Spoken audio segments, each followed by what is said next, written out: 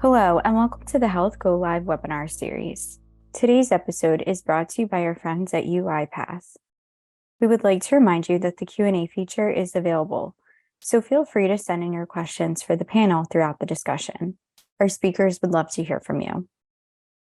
And with that, I will turn it over to our moderator, Joe Miles.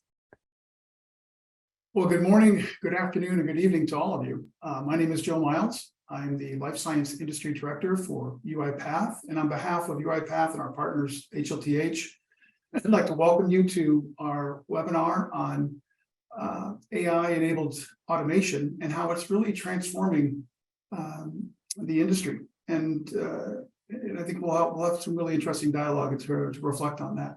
And in kind of preparing for this session, I kind of reflected back a little bit and was thinking about how in some respects it seemed like a long time ago, in other respects it seemed like yesterday, that when COVID-19 kind of dropped into our laps on our doorsteps about 3 years ago, and how it changed really the healthcare landscape forever. And if we think about 3 years later, the virus is still around, generally speaking, but having mutated a bit. But the benefit of vaccines and improved understanding of the virus has made us far safer and much more knowledgeable. And that AI innovation was on full display in the life science industry as we leveraged decades worth of investment on new drug discovery platforms like the mRNA platform to enable and develop safe and highly effective vaccines in a timeline that was really a fraction of the time compared to other vaccines that were developed. And as the global medicine markets now approach roughly just under $2 trillion, innovative drugs and device therapies continue to get approved. And they're leveraging our understanding of biology and genetic structures to release these new therapies in a variety of areas, including oncology, immunology, diabetes, cardiovascular, and even neurology, and most recently with some of the Alzheimer's approvals. But with these new innovations come new challenges. And these new and innovative therapies require dramatically different supply chains, patient engagement models, manufacturing processes, and ecosystems as they bring these solutions to market. And AI-enabled automation allows organizations to aggregate, organize, and integrate data from across the enterprise to optimize the business processes and reduce those cycle times, the costs, and the errors accordingly. Many organizations have put their initial focus on horizontal business processes in the areas of finance, HR, and IT, and our studies indicate that those are effective strategies that garner about 20 to 45% of the processes in those areas are automatable. But as organizations evolve and look to new areas, we're seeing that they're moving closer into the value chain scenarios in the areas like R&D, supply chain, manufacturing, and commercialization, where our research indicates that those processes are even higher, almost twice as automatable at 50 to 75% of those processes. More recently, generative AI has exploded onto the business landscape, as we've all seen, as organizations from across all industries work to better understand the potential of this new technology. Analysts such as McKinsey estimate that the technology could add trillions of dollars of revenue impact to the economy. But life sciences, like many other industries, is just beginning to understand that potential of the potential impact in the marketplace. But UiPath, as a leading automation provider to the industry, already delivers about 70 different AI-enabled algorithms while having developed connectors for generative AI capabilities that can be integrated with the business automations to improve the accuracy and performance of the generative AI models. So with that, I'm excited to have an esteemed panel of experts with us today to talk about their experience in leveraging AI-enabled automation, how that's been able to help transform the performance of their businesses, and more importantly, the experiences of their customers, their patients, and their users.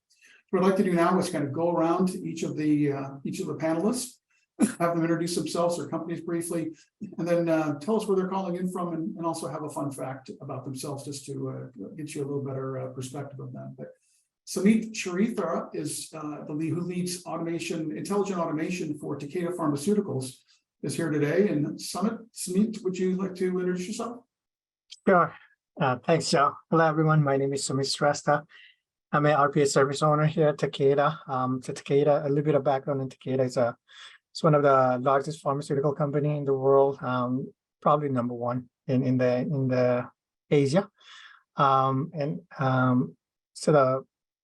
would say it's being a pharmaceutical company, it's a highly regulated environment. And as a result, a lot of activities, a lot of processes that the business perform here are highly regulated. So we have to abide by like protocols like and standards like GXP compliance, SOX compliance. And as an automation owner, we have to make sure that the automation that we build are also compliant with that processes, so the compliance processes. And as a result, we have built a program and governance around our RPA service to kind of meet the needs of those business. We'll talk more about that in a bit, but just to kind of break the ice, I'm calling in from Exton, Pennsylvania.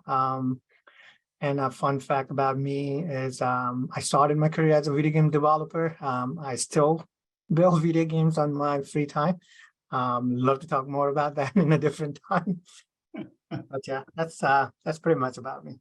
Nice to meet y'all. Great, thanks for being here today. Mhm.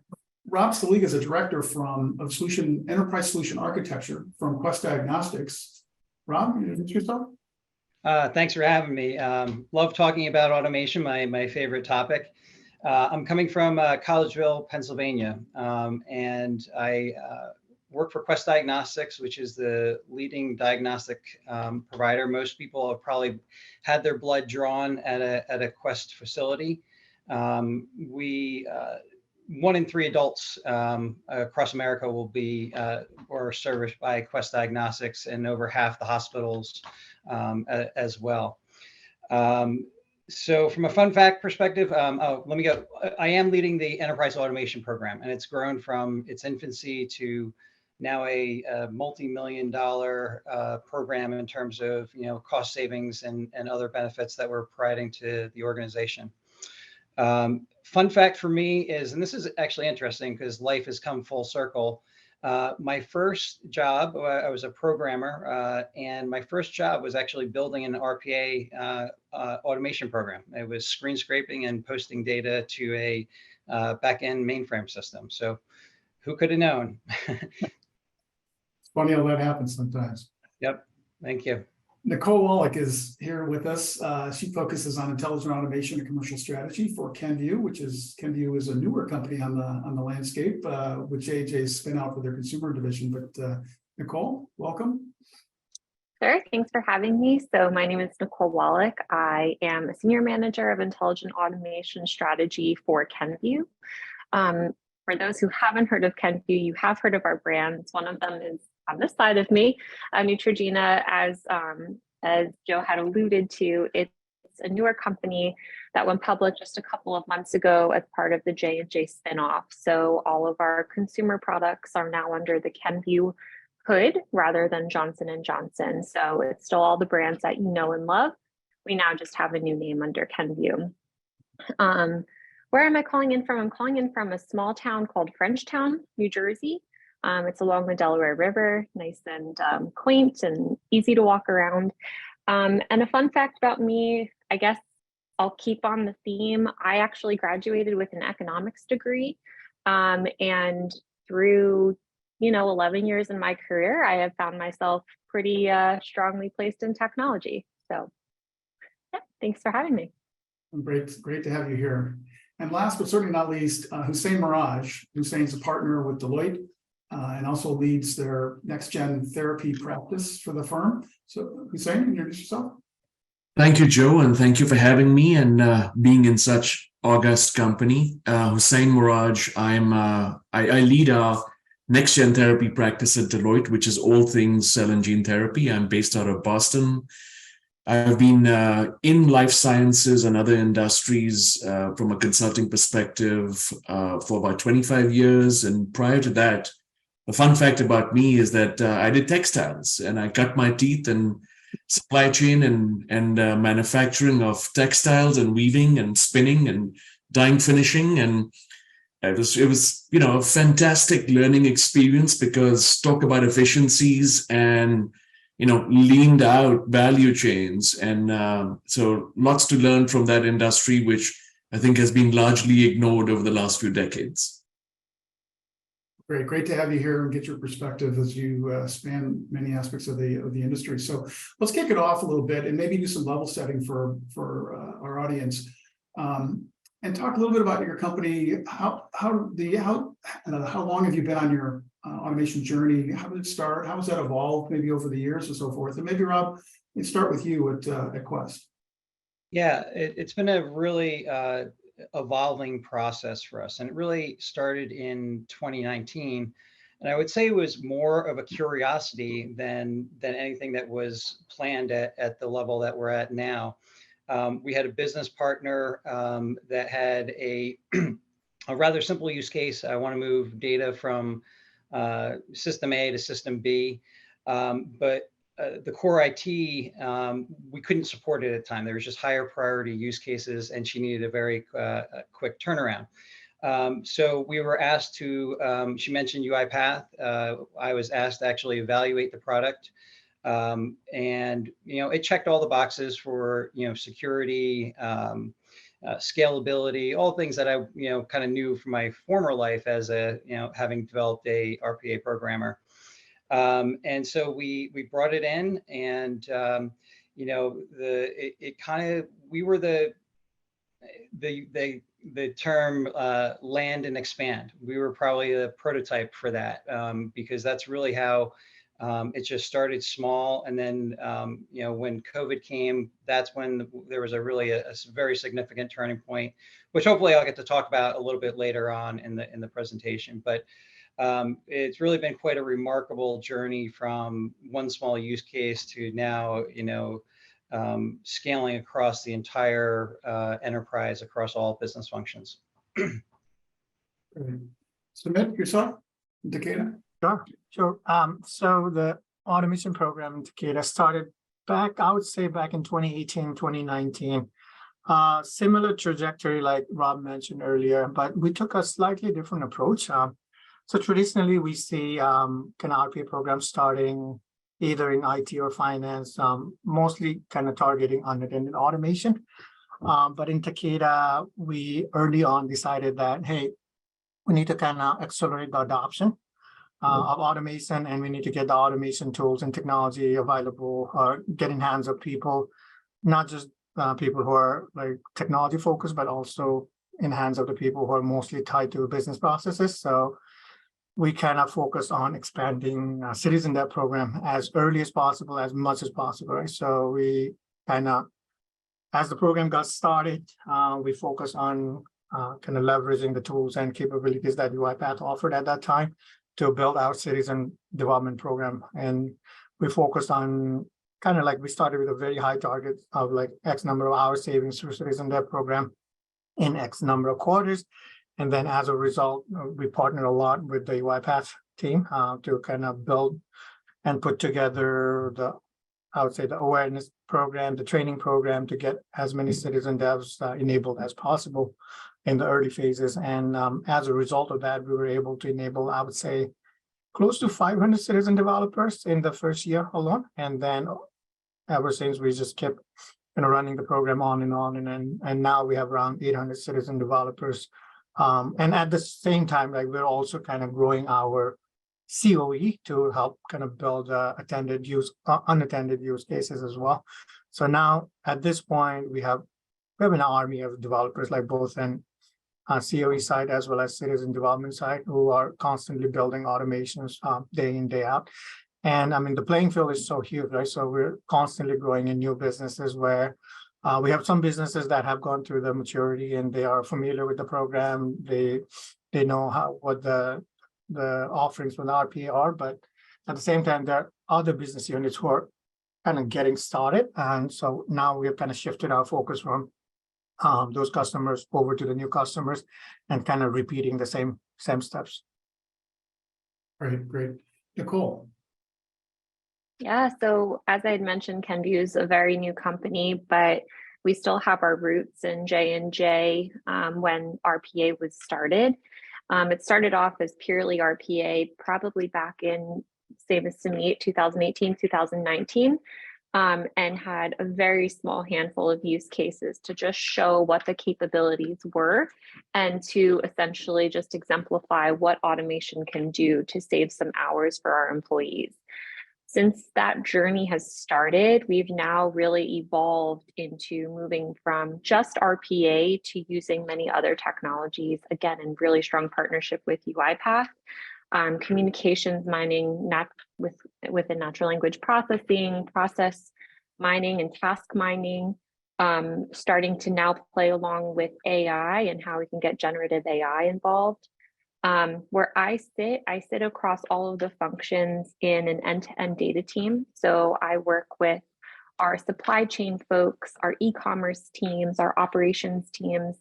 And in order for us to really scale the intelligent automation space, what we've done is set up a chapter model. So we now have 6 to 7 chapters within Kenvue that allow there to be plenty of organic demand that's generated in each of the functions that then we can execute on and really understand different use cases. So we've taken the program from something really small to now having deployed hundreds of automations across the company.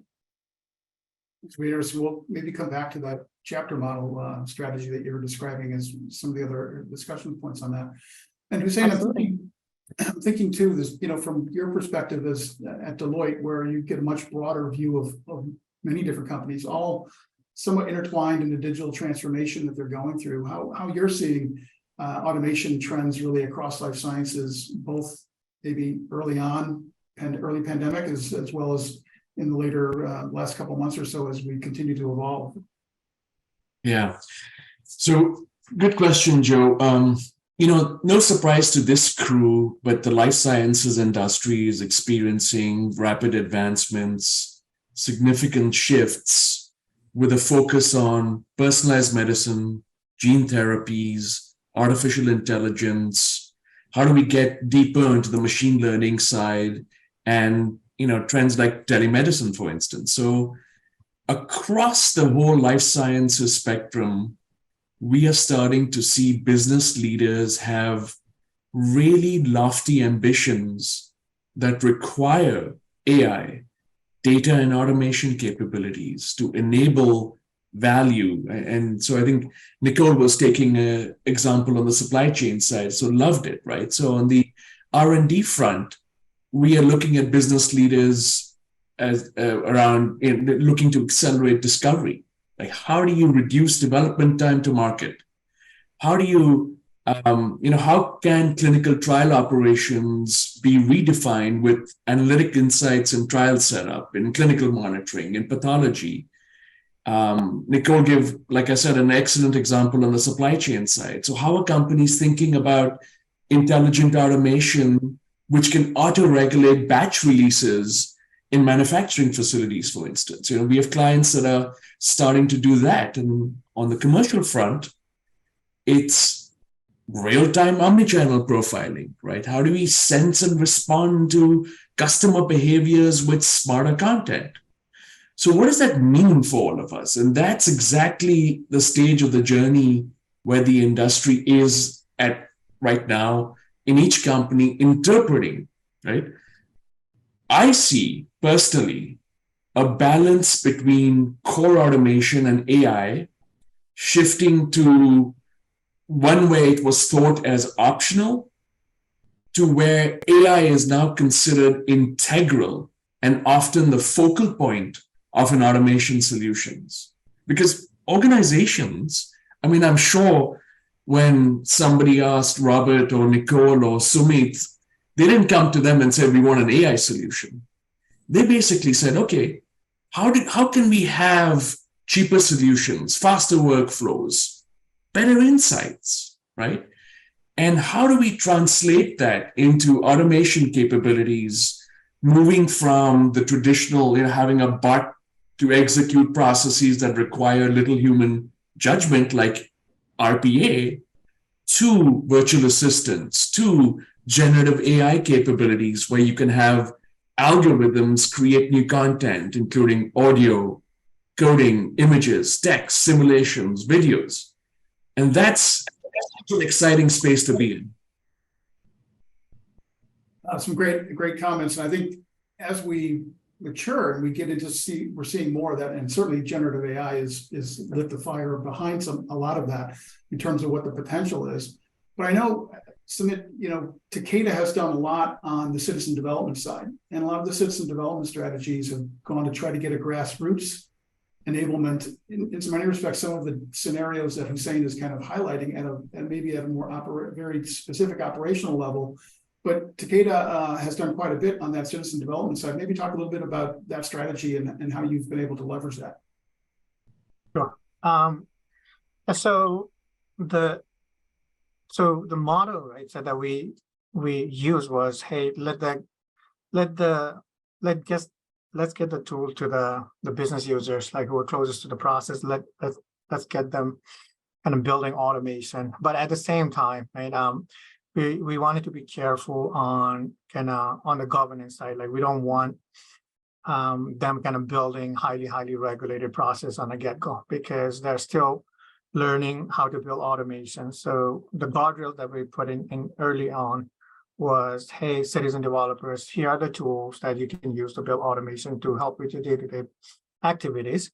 And you can build like this kind of automation, that kind of automation. But then we said, hey, before you build any kind of automation, make sure that you're not kind of building regulated process right away, right? You need to go through a certain set of trainings and enablement before you are kind of considered as fully qualified to build, let's say, highly regulated process. So we kind of created a journey for them where they start out as a simple automation user, and then they start building simple to medium complex automation. They go through the learning and they become advanced developers. And then at the same time, we also built a standard operating procedures on like when citizen developers build any regulated like GXP or SOX related process, what are the checks and balances that needs to be put in place? How do they go about kind of building those? So we're at a point where we are kind of lifting some of those restrictions, because a good set of population within the citizen developer community has gone through that maturity, right? So they have taken the training, they have built a good set of automation to kind of tackle the next set of more complex regulated use cases. And now we're at a point where we are evaluating case by case on like citizen developers wanting to build more complex automation. What are the rules, right? The ways of working that they should be following, and what are the checks and balances that we need to do on our side to allow them to build those automation. Because when you look at the automation opportunity landscape, there is a set of processes that you can build, and that has a set of outcomes. But majority of the processes that people, like especially in the regulated environment, that they work on a day-to-day basis are the SOX and GXP related automation or related process. So we want to make sure that our tools and capabilities and the governance that we have put in place are capable of supporting those needs. And as a result, we are kind of slowly evolving from kind of citizen developers building a simple automated, simple business processes to now going into more complex and highly regulated business processes.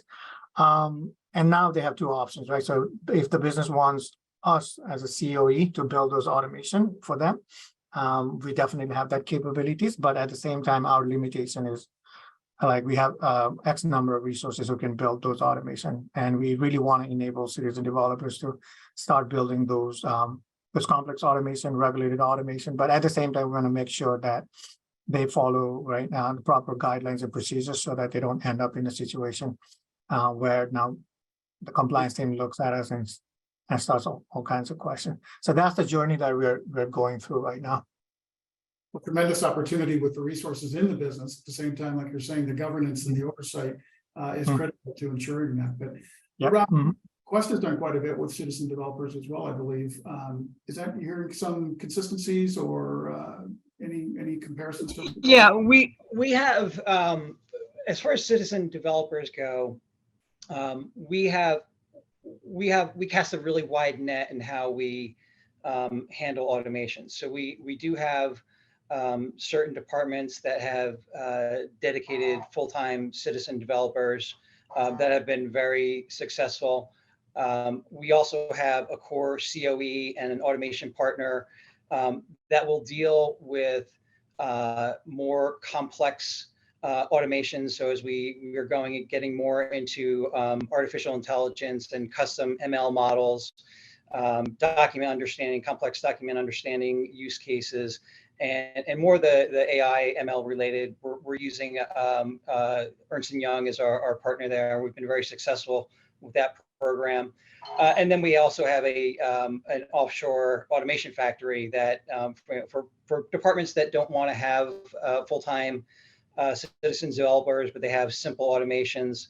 That's a third path where we can tackle those lower ROI RPA automations. So it's a multi-pronged approach with how we're attacking it.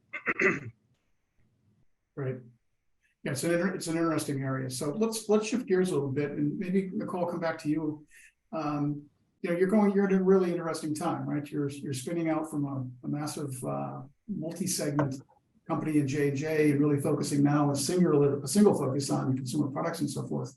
Just kind of curious, as you think about the future of Kenvue and kind of your strategy and so forth, how consistent, how similar, where there may be some variability from that strategy as opposed to where you were to where you're going? Yeah, so there's a strong intelligent automation group that was founded within J&J that we've leveraged a lot of their great learnings and strategies from. But now that we are an independent company, we are able to establish our own ways of working, which, like I had mentioned, is part of that chapter model. We're also, navigating constant organizational changes that comes with the territory of setting up a new company. So we're actually able to really leverage automation in a great way where we can make operational changes based on the direction from leadership on how we should be operating now as a new company. So we still have some ties back to the RPA and the intelligent automation strategies that Johnson & Johnson had put forth. And now we're just adapting it to be specific to our consumer products market. And like I had mentioned, whenever we work with our leaders in terms of how we can implement intelligent automation for these new changes that they'd like to enact, we're able to do a really quick turnaround for what the automation could be.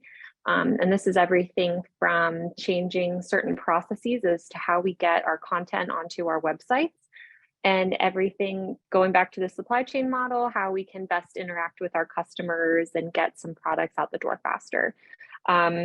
So we're able to focus a lot of our automations now on specific consumer product goods and accelerating them to market, in addition to helping the organization stand up. Yeah, that's great stuff.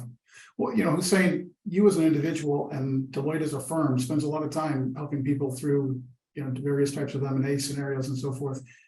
Thoughts from your side as you think about automation relative to the evolution of an organization either being acquired or acquiring new entities? Yeah. So, in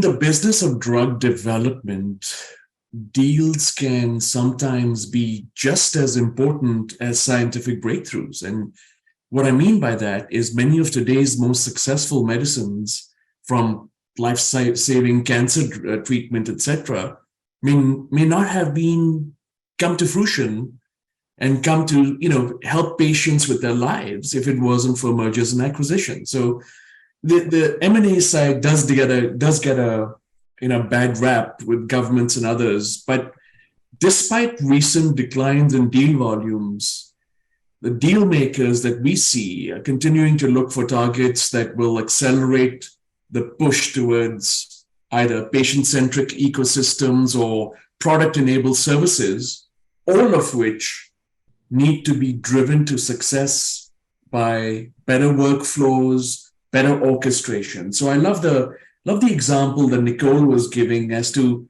how do you practically see a lot of these new technologies starting to become mainstream in the support of increased M&A activity, and really even reducing the cost of much of these mergers and acquisitions, a lot of which has been talked about in the press and publicly as well. Yeah, it's remarkable, these new drugs, which are so effective to the different disease states that they're applied to. Yet at the other hand, they're so different in terms of what they need in order to be delivered to the marketplace, which is really, really remarkable. And Rob, I'm thinking, one of the things we had some of our prep calls and just kind of talking about your different experiences. You were talking about your COVID-19 experience and kind of how Quest was literally thrust into the diagnostic space and the importance of that.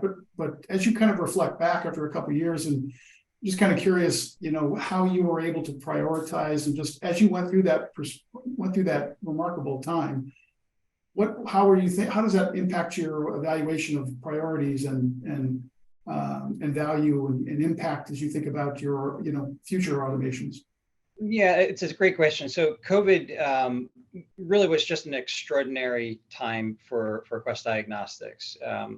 To give you a frame of reference, high volume to a high volume day to a low volume day, our volumes are in the single digits of variation. And at the peak of COVID, we were at nearly 100% of our normal volume. So it was nothing that anybody could have contemplated or really prepared for. I think that was a really key time for where automation really started to take root. And the main reason being is we were able to bring in an automation partner and build automations within days rather than the weeks or months that it would take if we were going through our normal cycles. So that's really where our executive leadership really brought into the automation program. And just to give you one simple example, we were processing home COVID kits, and within a matter of days, we were able to stand up an automation that automated a portion of the processing of that home kit, and it shaved 18 seconds off of the time. Now, that may not sound like a lot, but when you're dealing with extremely high volume, that was very significant in terms of having enough people and getting throughput. Now, to answer your prioritization question, what I want to say is we have many different approaches to how we go about prioritization or discovery, both top down and bottom up. But I would say what has been core to our program being success at an enterprise level is finding those high ROI projects as a primary, because that gets the attention of executive leadership.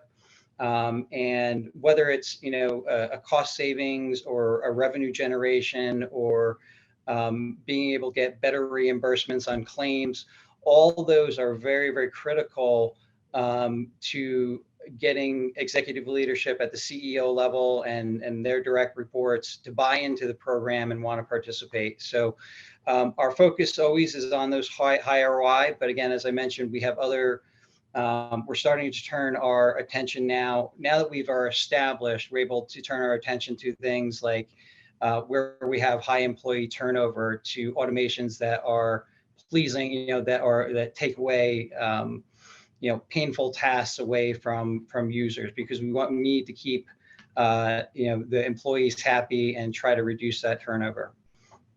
Yeah, it's a remarkable story. And I think we should all be thanking you for the work that all of you did to keep us all safe. So we thank you for that. And maybe building on that theme, Sumit, you answered one of the questions that was put in about talking about, they were asking what are the capabilities of a more modern AI tools as compared to Watson from IBM and just some of the different areas. And what kind of got my attention when I saw this question was the hammer and the nail scenario, right? So how do you avoid becoming that, that proverbial hammer looking for the nail? And as you think about the capability and the business outcome that you're looking for, the therapeutic outcome as well, how does that maybe play into your answer? I thought you had some interesting thoughts. Sure. So the approach that we're taking, like when it comes to the AI ML capabilities, right? And then when RPA fits in, so we kind of broadly categorize them into like two buckets. One is like up and new and emerging technology, like That's generative AI. And so everybody's asking us about generative AI. Hey, what are the good use cases? Like, how can we use into automation? So we're constantly evaluating, like, what are some of the really nice use cases that we can go forward and leverage how RPA and generative AI can play together to kind of generate value for the business. And we want to be very careful in selecting the right use case for those because there are a lot of skepticism built around it. So we want to make sure that we choose the right use cases that we can deliver on time and with the outcomes that we are hoping to get out of it. Otherwise, we might create a wrong perception for the people, and then they just draw a wrong conclusion, right? So for the emerging tech, we have a team of data scientists as well as experts in RPA, kind of evaluating them, being very careful about which use cases that we go forward with. I know people are very, very excited, but at the same time, like, we have to be very disciplined about doing our due diligence on moving forward. And then the other category that we have is like the ones that are already proven that, okay, this is how it works, that we have thoroughly vetted, like, for example, intelligent document processing. So for those ones, we are expanding our investment in those. So we have already done the pilot, we have seen the value, and we have kind of come up with the data that shows that it works. And so for those ones, what we are doing is we started with a small pilot in certain business units, and now we're taking that as a success story and just going across different business units and kind of expanding on it.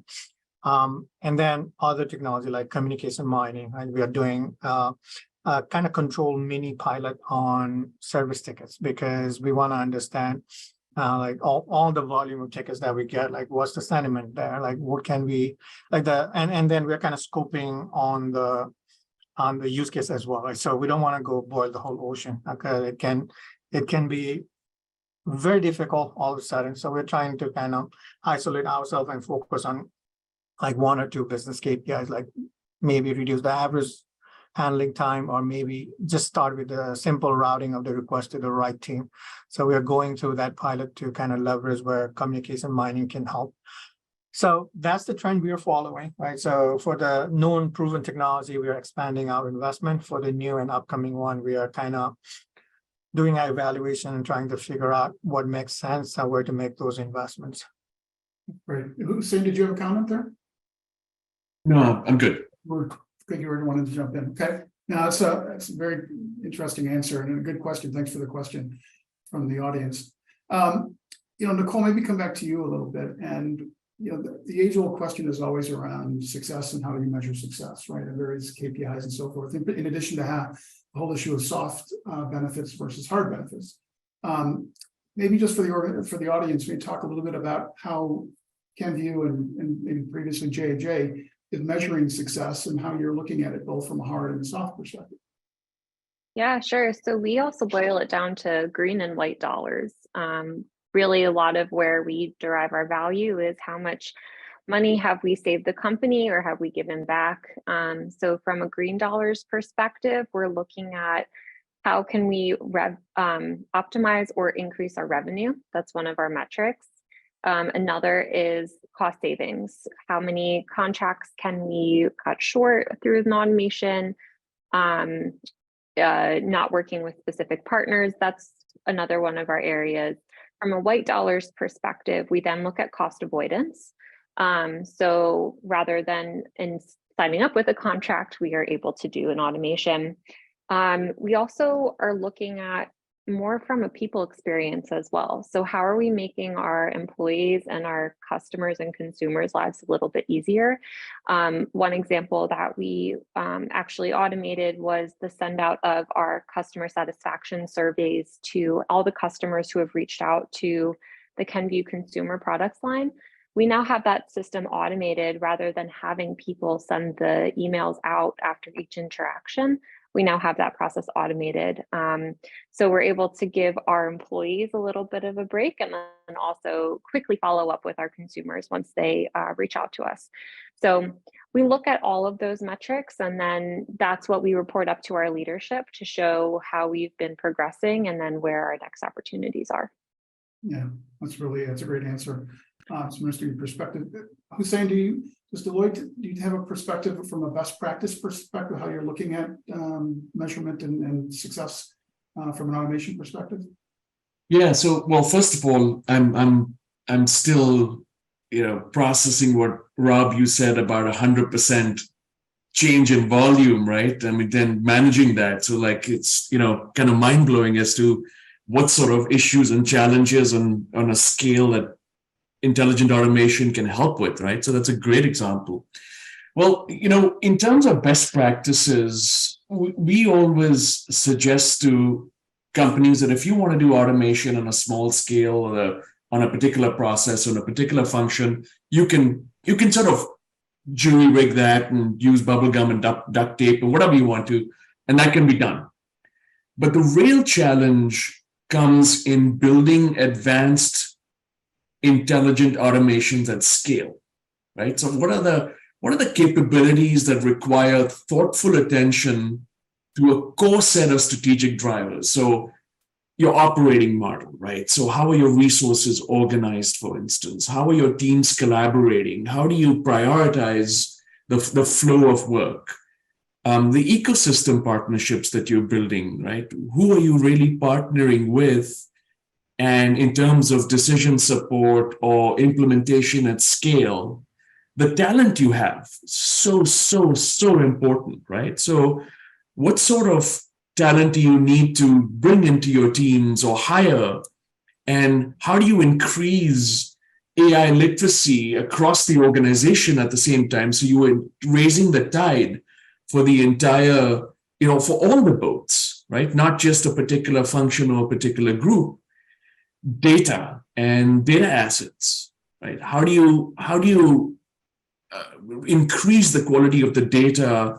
How do you think about managing all the data that's generated, the governance around it, the value realization around it, the technology and infrastructure around it, and last, but certainly not least, would be the regulations and the policies, right? So around ethical frameworks, if they apply, to operationalize some of the data itself, right?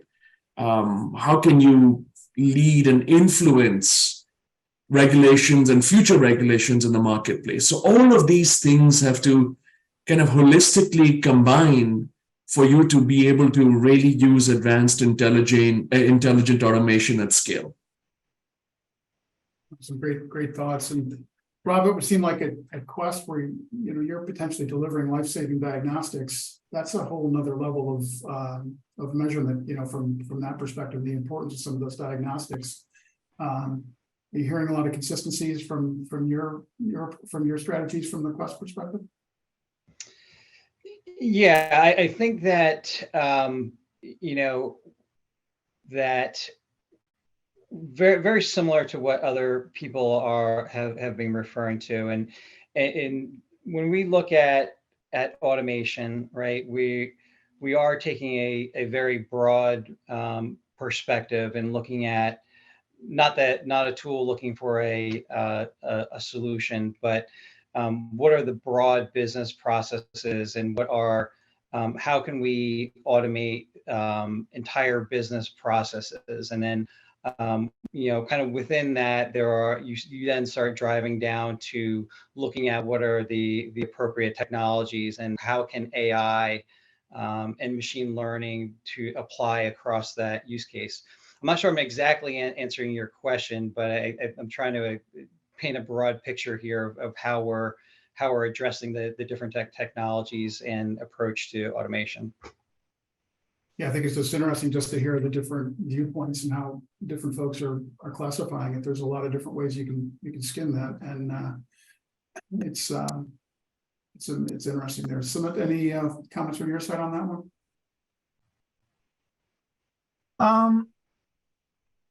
I would say very similar feedback from our side as well, right?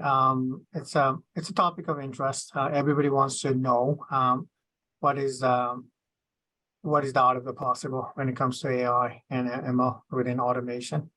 And we're also learning as a platform provider. We are also learning and being very careful on like what can we promise and what we cannot do, right? So for the proven technology, like I mentioned earlier, we have been kind of advertising those and as a part of our service catalog. But for the ones, the new and upcoming technology like generative AI, we are exploring on our end, and then also kind of partnering with UiPath to kind of learn what can be done. And as a matter of fact, we have a session coming up tomorrow on the same topic, the generative AI and RPA. I mean, I'm really looking forward to that session to understand what is out of the possible, so that I can take the knowledge from there and then kind of go back to the business and talk about like these are some of the things that they can do. So yeah, really looking forward to it. It's certainly exciting times on that front. And maybe along those lines, I'll open it up to the broader panel. Several comments have been made earlier where scenarios now are becoming a little bit more sophisticated. You've done some citizen development. You've done a lot of maybe unattended scenarios. As we think about potentially more human in the loop scenarios, whether those are regulated, maybe non-regulated, however, a greater deal of complexity. And there's actually even a question in the queue that came in around the potential for AI for improving clinical trials. So maybe kind of that is a little bit of a backdrop. Maybe open it up to the panel just on, as you think about more complexity, more complex scenarios where we might have more human in the loop. Are those starting to emerge? Are you starting to see that? Is that something that's high on your radar from that perspective? And I'll open it up to the panel. I can take a shot at that one. So I think when we look at the transformation here, going from the RPA to things like document understanding and using machine learning to extract out data, to custom ML models, and now facing generative AI. Really, from the way that we're approaching it is from a risk perspective. So we've set up an enterprise governance specifically around artificial intelligence, machine learning, and large language models. And we think of it as a spectrum. As for example, if I'm building a machine learning model that is trying to predict when a physician practice may be leaving Quest Diagnostics. Well, if we get that wrong, right? If we make a prediction that says, this client's at risk of leaving, and we pick up the phone and we make a visit or a phone call, not a whole lot of harm done. But as you move through that spectrum, right, of maybe document understanding, there's going to be fields that are lower risk and higher risk. So as you go up this risk chain, you start to introduce, master data validations, very extensive rule sets, patient identity validations. And then we're still, as we're moving into generative AI, this is really where a lot of the complexity comes in terms of risk management and making sure that we have the proper policy. So it's really looking at that spectrum of risk and then building, human in the loop if necessary for the cases that are appropriate for the risk. Cole Smith, do you have some point of view there? I mean, we don't operate really in clinical trials anymore with being in Kenvue, but from a highly regulated standpoint, we do have some automations that work in that process. Obviously, there are a lot of accesses that we have to get granted.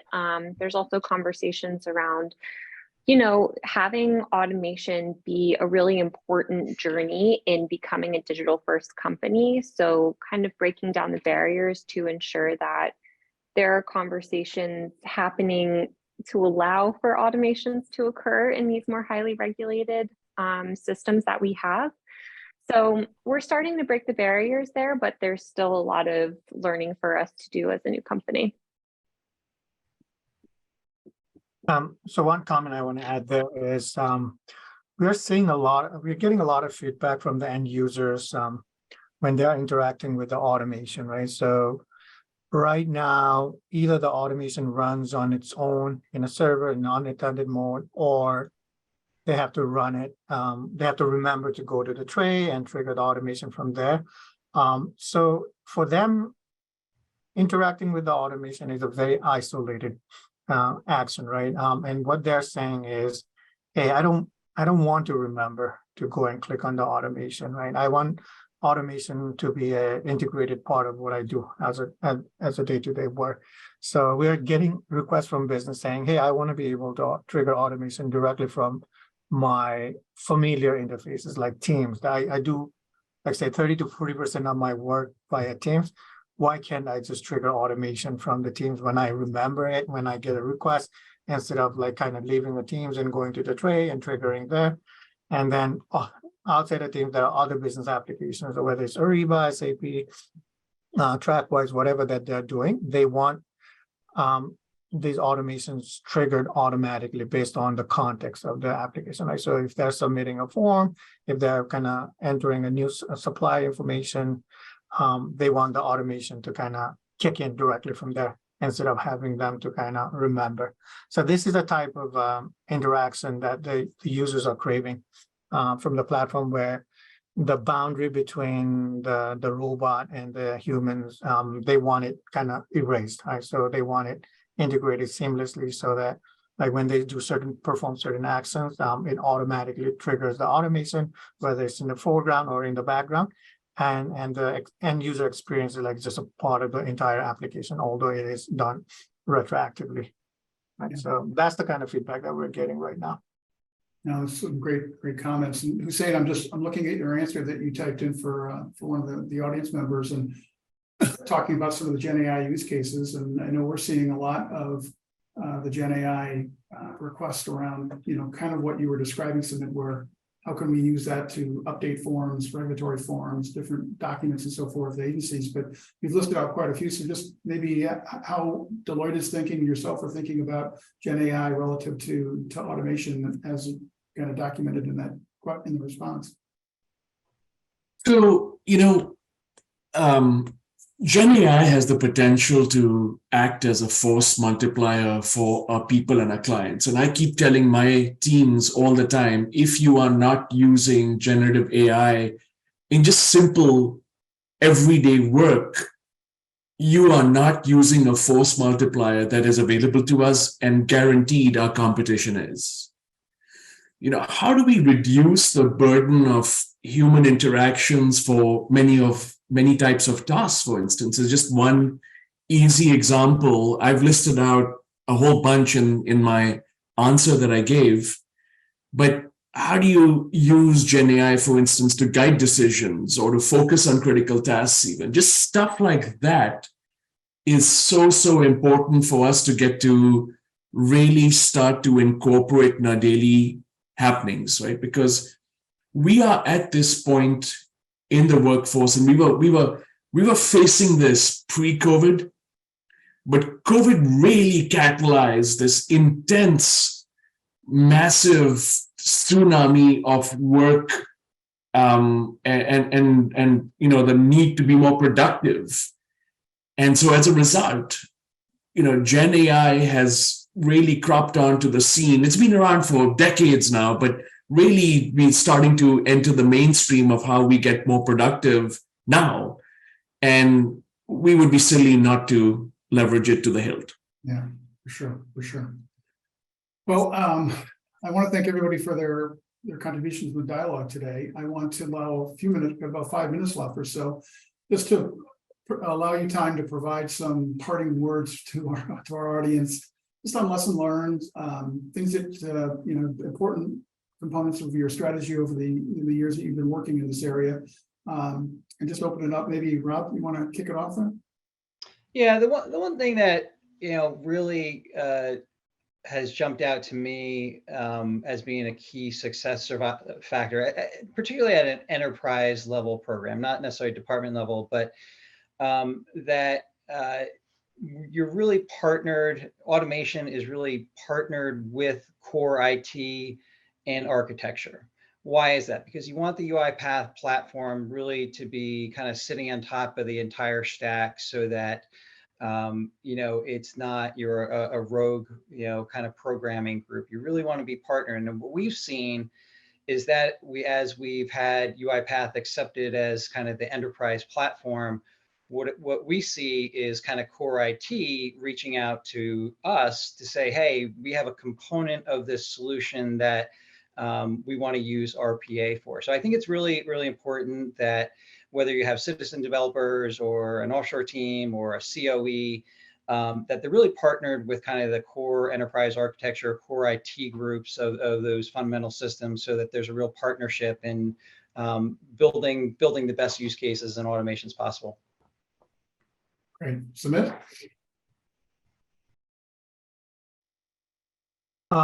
Yeah, similar thing, right? So just one comment I want to make here is like early on, like we built tons and tons of automation, right?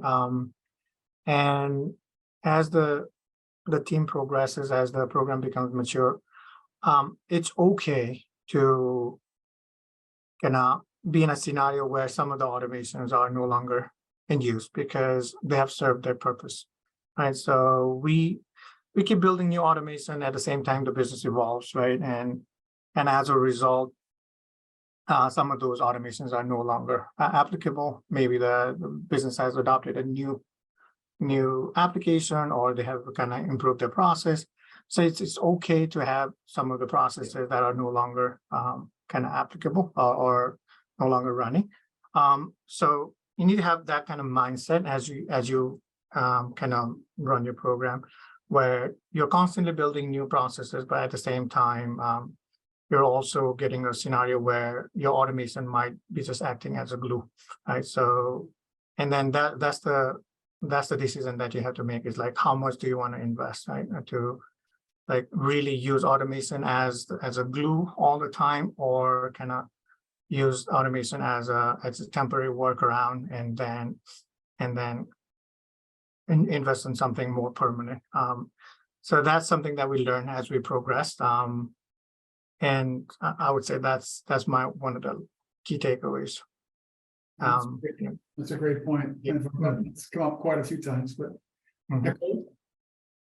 Yeah, I think about a lot of the expansion that we've done internally at Kenvue, and it's really hindering on how we've been engaging with our business partners. So I sit in IT, so we have to have a strong relationship with our business partners. And one of the best prompts that we ask them to generate more automation demand and really see the art of the possible is, if we were to give you 10 additional headcount, what would you have them do?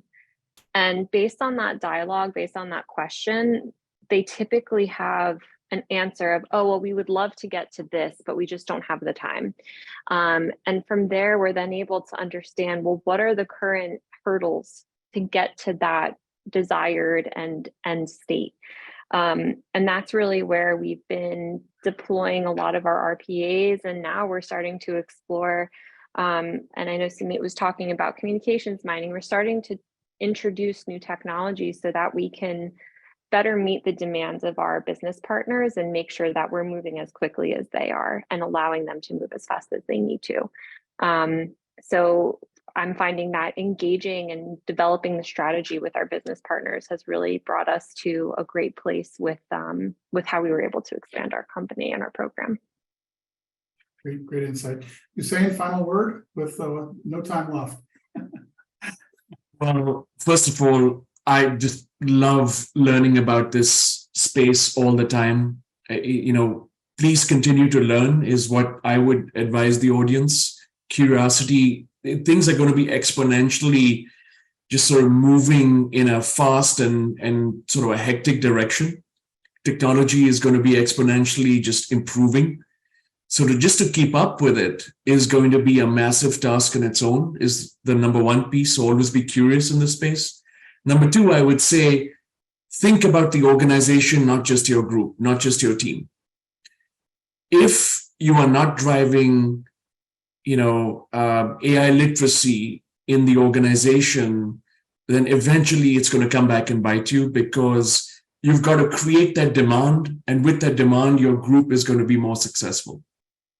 And the more you educate your organization, the more you raise the tide for the rest of the organization, the more successful your automations and the outcomes from those automations, as well as the AI capabilities that you apply, will be. Well, great. Well, thanks, everybody. Thanks to our panel today. A great panel, great discussion. I went a little bit over, so my apologies to the audience and to the members, but great discussion today. Thanks so much, everybody, for your time, and hopefully we'll look forward to talking to you soon. Thank you to our speakers and to everyone that joined us today. Please visit our website at hlth.com to catch up on all Health Go Live webinars. And join us in Las Vegas, October 8th through 11th for Health 2023.